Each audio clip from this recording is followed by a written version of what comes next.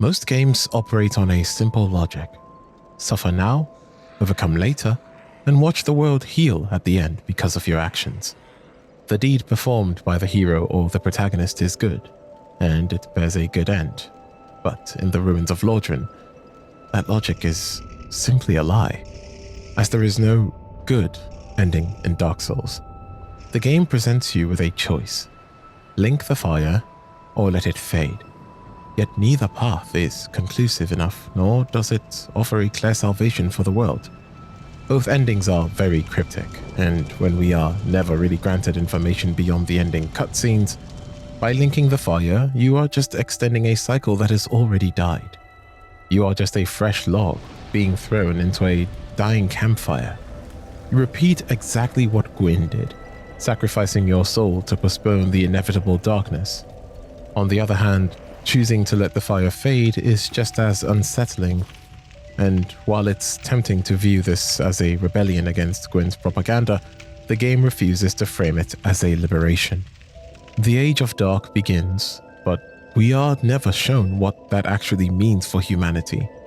Darkness in the world of Dark Souls is not peaceful or settling. In fact, it's quite uncanny. It's an all-consuming ambiguity.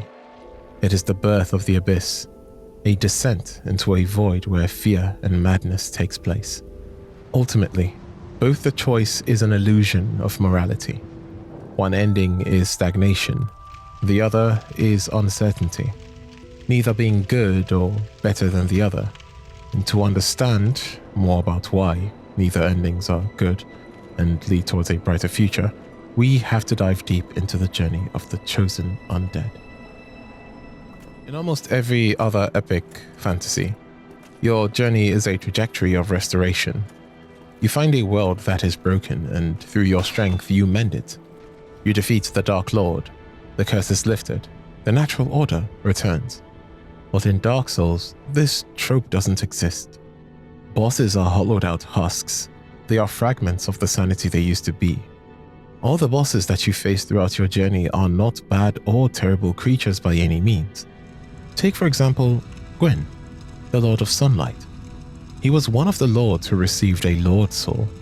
He founded a great empire, made huge cities like Anor Londo, and established a system. He was just a ruler, but as the fire faded, he decided to sacrifice himself for his kingdom and link it. This turned him into the husk you meet when you fight him. By killing Gwyn or any other bosses, you are not lifting a curse or saving people. All you do is kill the creature, obtain their soul, and fulfill your purpose. Killing the world doesn't mean free them from the tyranny, because no one is currently ruling anything. They are simply lingering in the ruins of their own failures.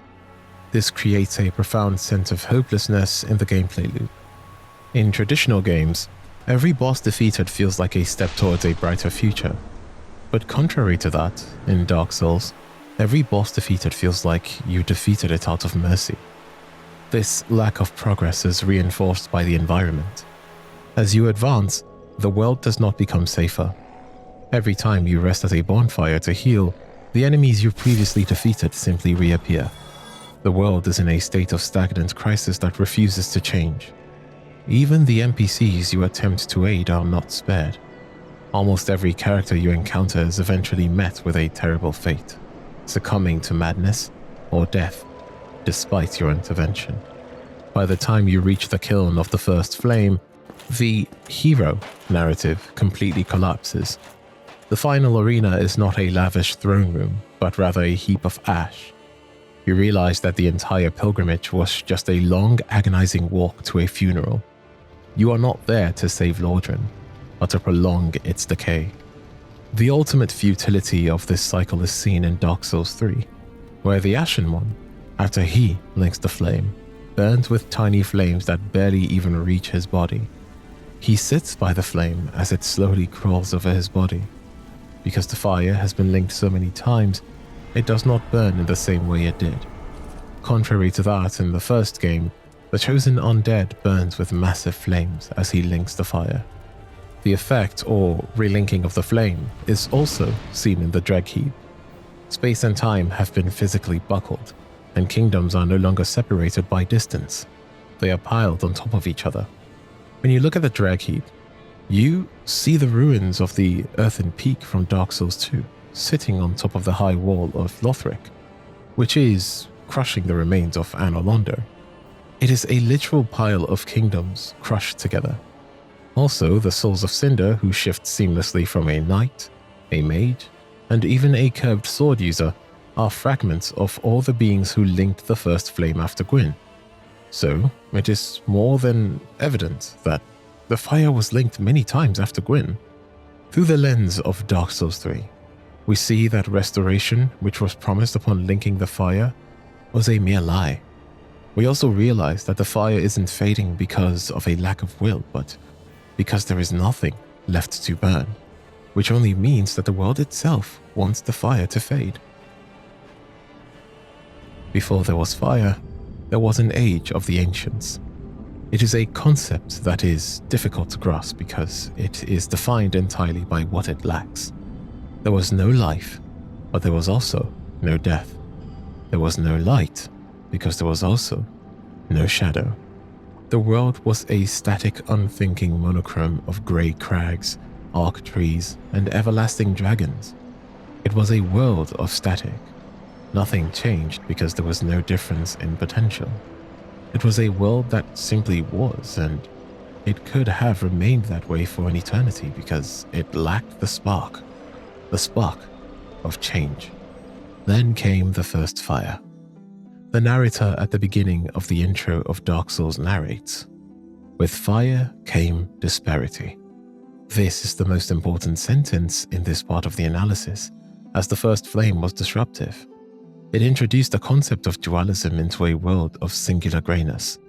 Heat and cold were formed, and for the first time, nothing could be felt. Life and death were given birth. For the first time, something could begin, and therefore it could end. And of course, the most crucial, light and dark, because as soon as the first flame appeared, it cast the first shadow. This is the foundation of tragedy, the very thing that gave the world the flavor, meaning, and life was inherently tied to its own expiration. To have light, you must have the potential for darkness. The gods were born of this fire. After the defeat of the dragons came the Age of Fire, an age which laid the foundation of civilization. The gods built Anor Londo, established cities, and brought miracles.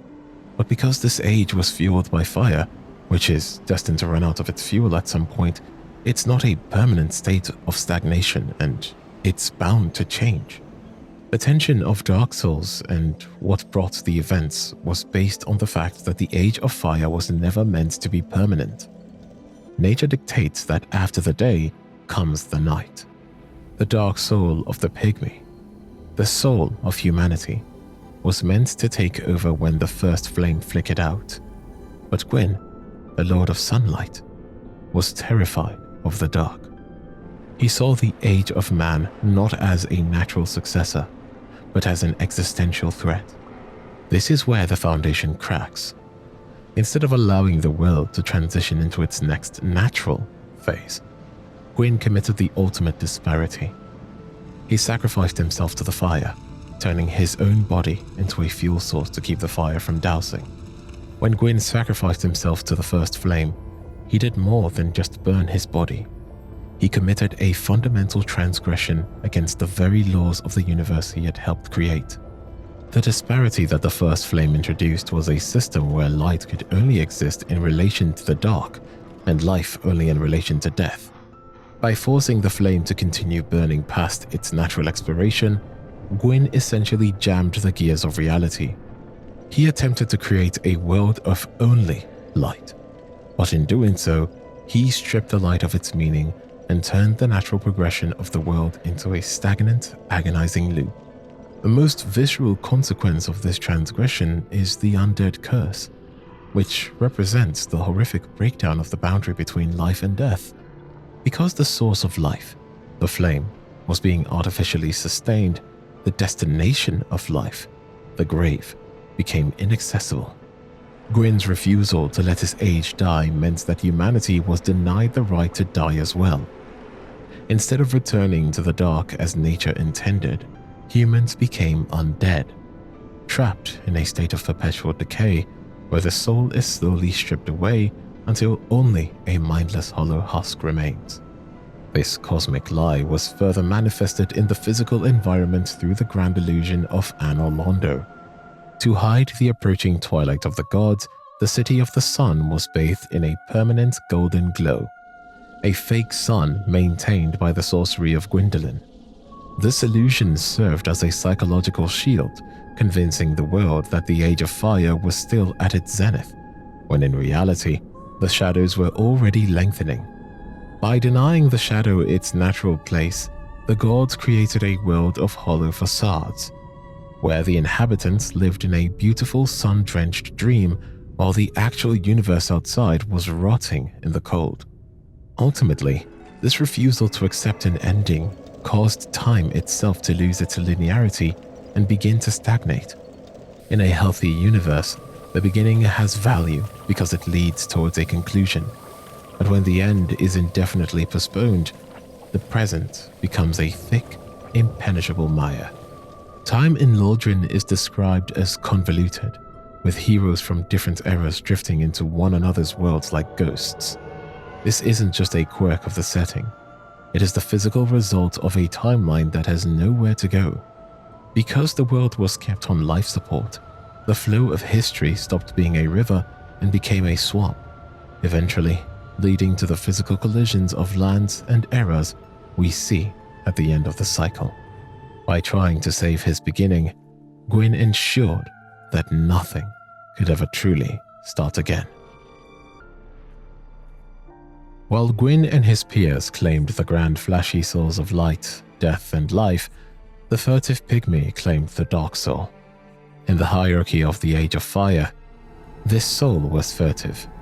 It was hidden, easily forgotten, and seemingly insignificant. But its power lay in its unique ability to fragment. While the Lord Souls were singular pillars of power that eventually began to dim, the Dark Soul was like a virus or a seed. It was split among billions of humans, and through that fragmentation, it became something the gods could never be: prolific. It is the literal humanity we collect in the game, a small black sprite. This creates the central tension of the game. The gods may have the glory for now, but humans have the longevity. Gwyn realized that the Dark Soul was the natural successor to his light. He knew that when his fire inevitably died, the Age of Man would begin. To prevent this, he didn't just link the fire, he branded humanity.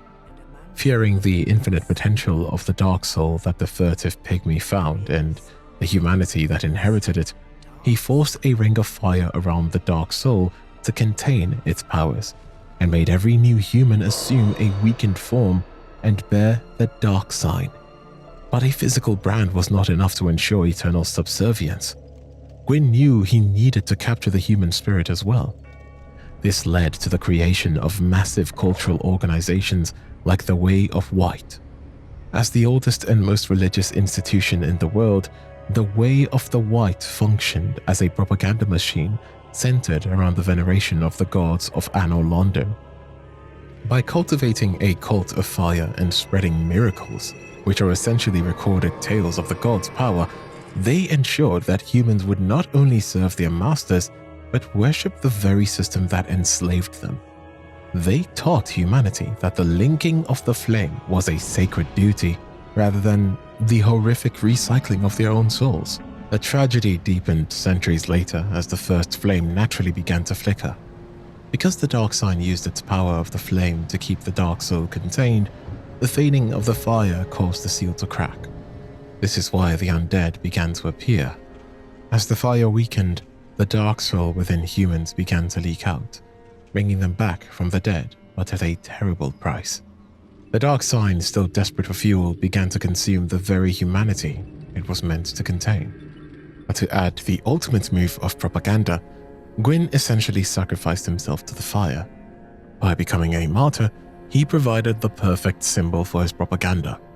The undead prophecy was then spread throughout the world, a carefully crafted lie to lure those bearing the dark sign funneled through a gauntlet to prove their worth if they can truly link the flame once again.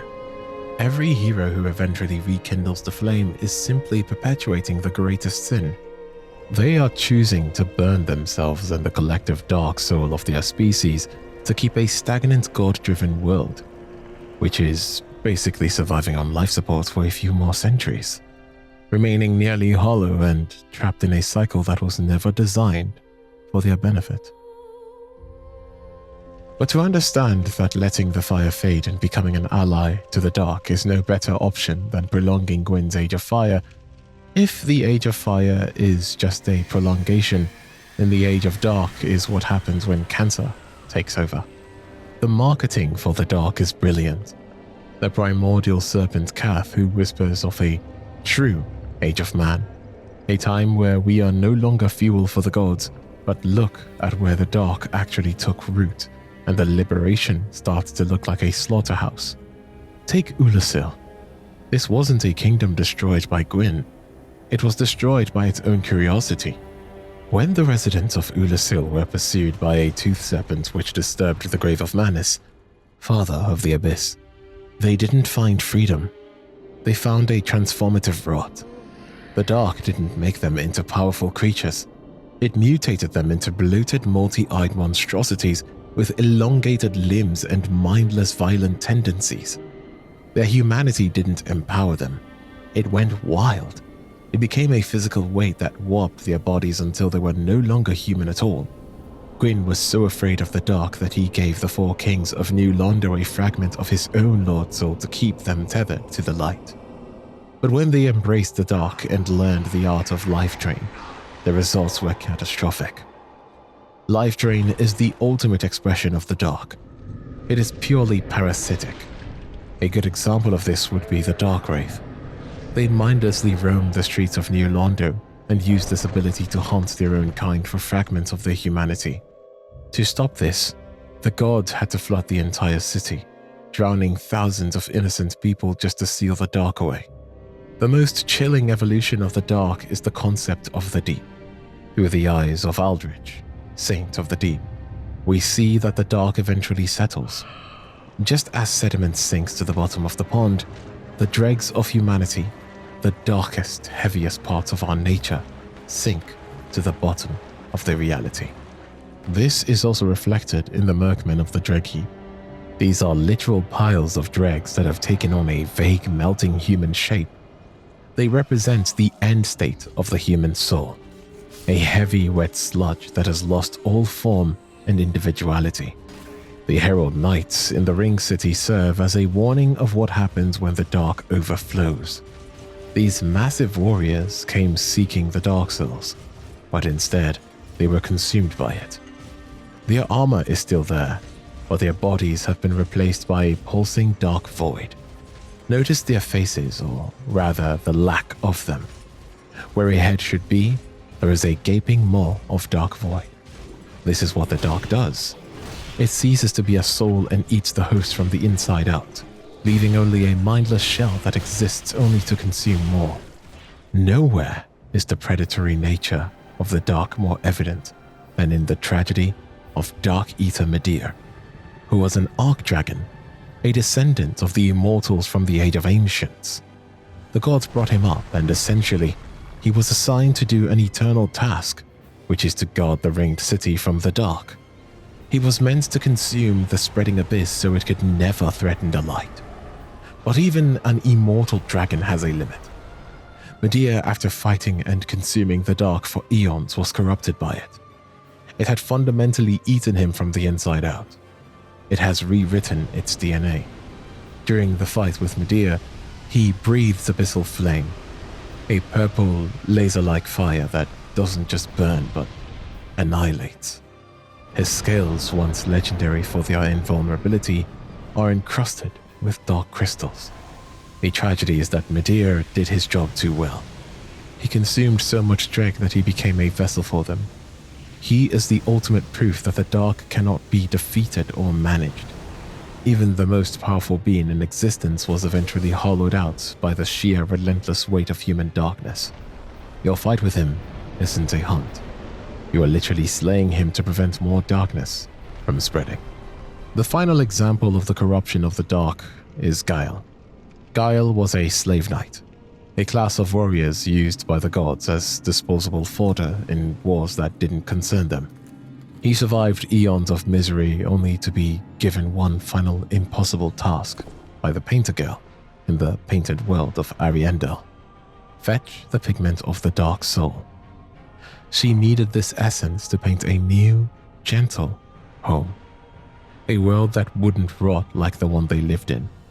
Guile's journey took him to the literal end of time, to the ringed city where the pygmy lords of the original inheritors of the dark soul resided. But when he finally reached them, he found that the blood of the dark soul had long since dried up.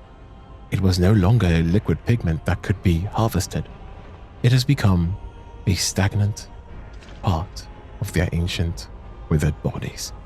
Faced with the failure of his mission, Guile made a choice. He began to slaughter the pygmy lords and consume them. He realized that the only way to re-liquefy the dark soul was to host it within his own body. He turned himself into a living vessel, a meat grinder designed to churn the fragments of the dark soul back into blood.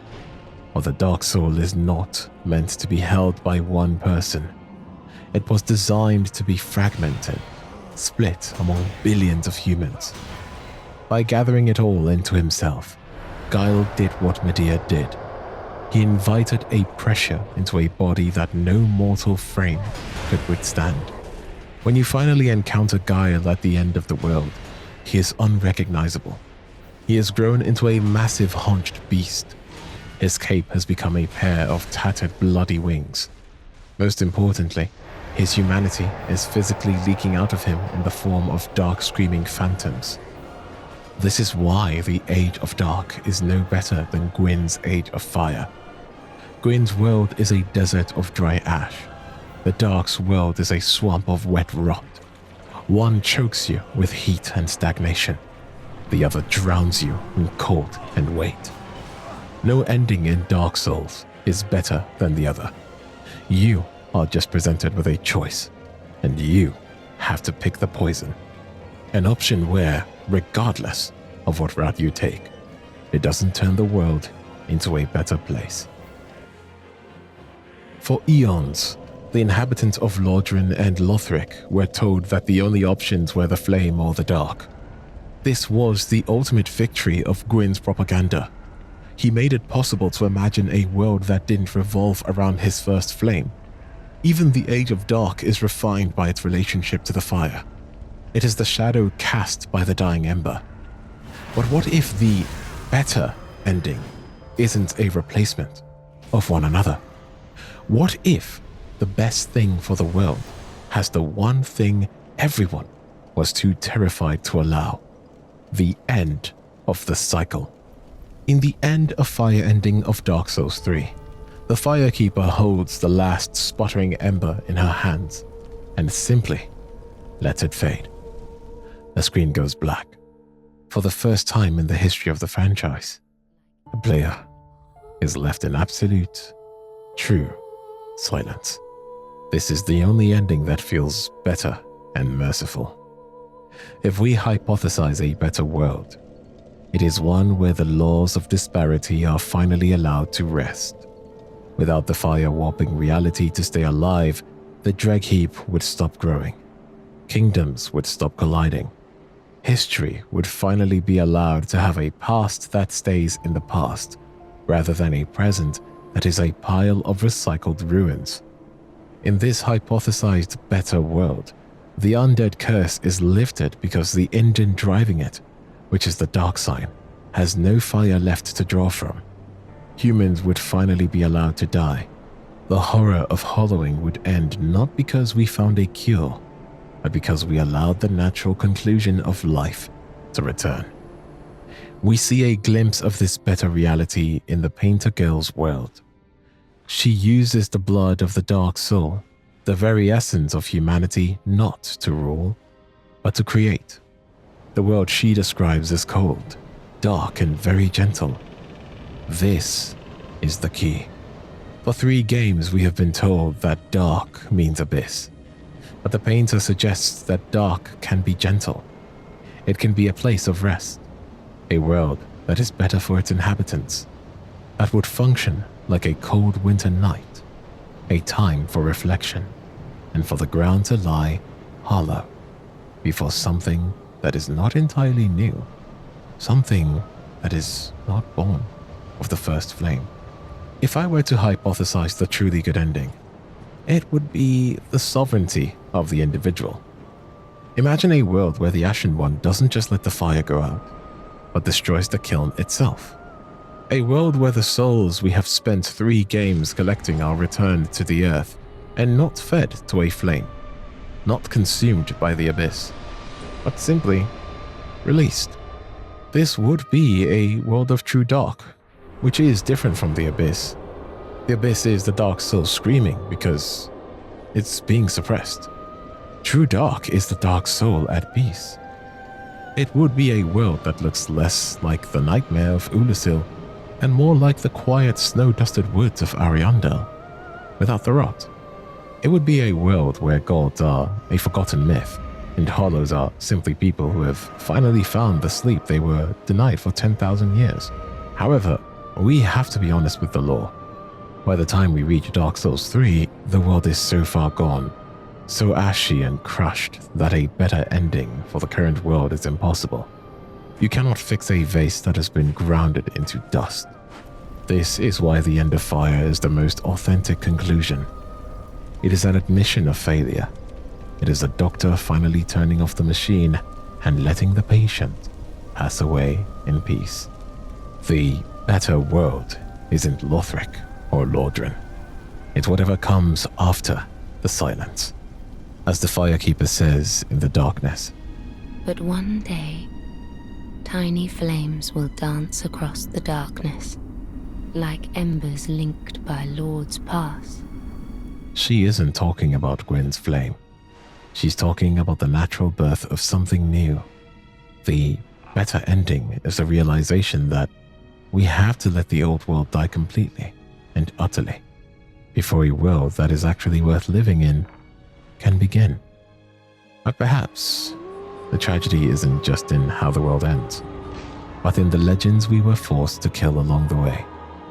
Because if the world is a reflection of those who shaped it, then we have to look at the figures who stand at the peaks and the depths of this dying land. If there is no such thing as a good choice for the world, maybe we can find clarity in the souls we've encountered, the ones we mourned and the ones we wouldn't want to put into the ground. To truly see the scale of this decay, we have to look at the icons of the cycle. We have to look at the most loved and hated bosses in Dark Souls.